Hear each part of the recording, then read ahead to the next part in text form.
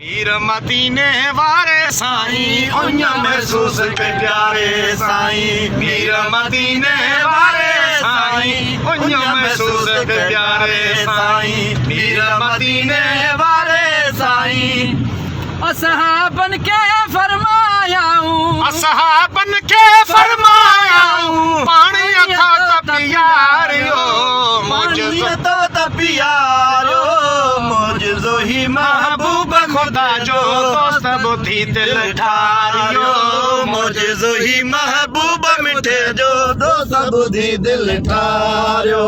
दिल पर जे फरमान ते फौरन आंदियूं खलियूं असहाब सगोरन। दिल पर जे फरमान ते फौरन आंदियूं खलियूं असहाब सगोरन। दिल पर जे फरमान ते फौरन आंदियूं खलियूं असहाब सगोरन। ओहो नु ही पानी कोन तो नो साईं भी खुद सारियो साईं भी खुद सारियो मुझो ही महबूब खुदा जो दोस्त बुद्धि दिल ठारियो मुझो ही महबूब खुदा जो दोस्त बुद्धि दिल ठारियो। वो चंग जे मौके ते महबूबन ले हक जो देखारियो बेहक जो देखारियो मुझो ही महबूब खुदा जो दोस्त बुद्धि दिल ठारियो मुझो ही महबूब खुदा जो दोस्त बुद्धि दिल ठारियो। हाल हबीब ॾिसी फरमायो छो था शान भरिया शर्मायो। हाल हबीब ॾिसी फरमायो छो था शान भरिया शर्मायो। हाल हबीब ॾिसी फरमायो छो था शान भरिया शर्मायो।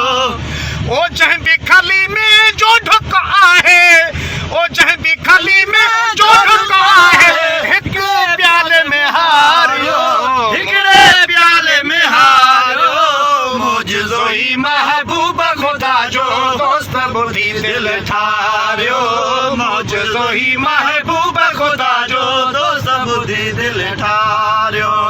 अहिड़ी रीत वियो भरजी प्यालो जंहिंमें नबी कयो ही हथ आलो।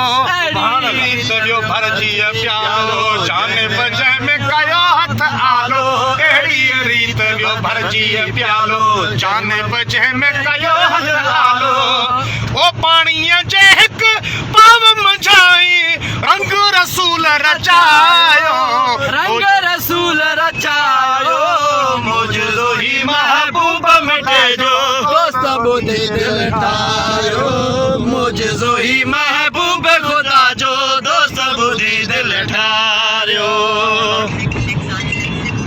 ऐं हथ मुबारक जी हर आंगुर थी वई चालू चश्मे वांगुर। हथ मुबारक जी हर आंगुर थी वई चालू चश्मे वांगुर। हथ मुबारक जी हर आंगुर थी वई चालू चश्मे वांगुर।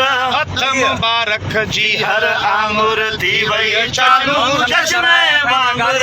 वो पानी पे पाण पे पीतो पाण पैगंबर पाण पे पीतो पाण पैगंबर लश्कर के तबियारो लश्कर के तबियारो मुझो ही महबूब मिटे जो दोस्त बुद्धि दिल ठारियो मुझो ही महबूब खुदा जो दोस्त बुद्धि दिल ठारियो।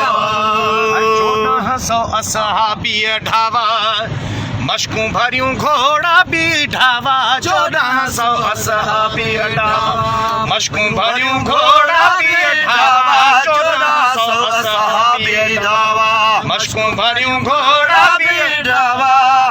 ओ अज़मी अची विया फरहत में जो हर हिकु हो उन मारियो हर हिकु हो उन अज़मी अची विया फरहत जो हर हिकु हो उन मारियो मुझो ही महबूब खुदा जो दोस्त बुद्धि दिल ठारियो मुझो ही महबूब